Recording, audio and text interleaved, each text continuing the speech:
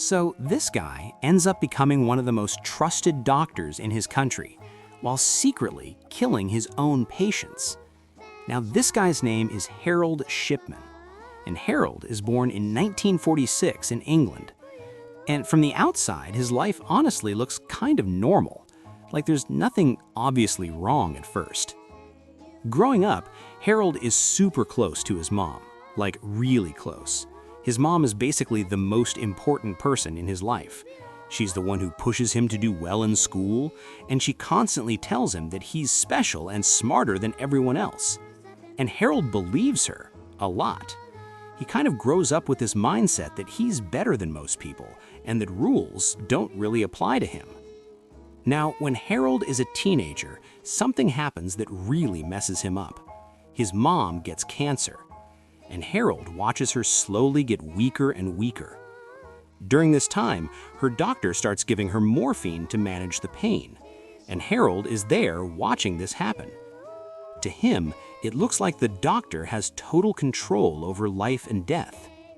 Eventually, his mom dies, and this moment sticks with Harold forever, like forever. And a lot of people later believe this is where everything starts. So anyway, Harold grows up and decides he wants to be a doctor. He goes to medical school, and honestly, he does pretty well. He's not a genius, but he's smart enough. More importantly, he's confident, like overconfident. He becomes a general practitioner, which in the UK basically means he's a family doctor.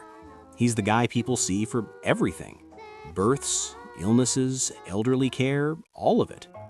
Eventually, Harold gets married, has kids, and settles into a small town called Hyde. And this is where things really start to get scary, because Harold becomes the doctor in town. Everyone knows him, everyone trusts him. He makes house calls, he treats entire families for generations. Elderly patients especially love him. But behind the scenes, Harold has another thing going on. He develops a serious addiction to morphine.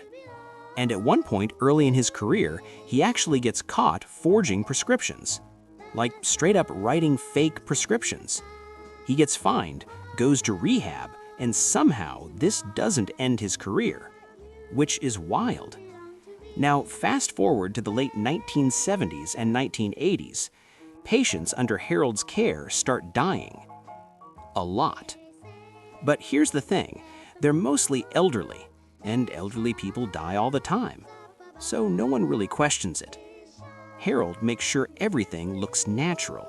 He signs the death certificates himself, he writes things like heart failure or old age, and because he's the doctor, nobody checks. Over the years, this keeps happening, and it's not like 1 or 2 extra deaths. It's dozens, then maybe hundreds. Nurses start noticing something weird. Patients only seem to die when Harold is on shift. If he's on vacation, things are fine. If he's there, someone collapses. And Harold is always there, calm, controlled, already holding a syringe, already calling time of death. Some nurses complain. Nothing happens. Now, one of the biggest red flags happens when Kathleen dies. She's actually pretty healthy for her age. Harold convinces her family not to request an autopsy, then pressures them to cremate the body quickly, which destroys evidence. But Kathleen's daughter doesn't let it go. Police exhume bodies. They run tests. Morphine. In massive amounts. Now everything collapses. Forged records, altered files, fake signatures. Calm and chilling.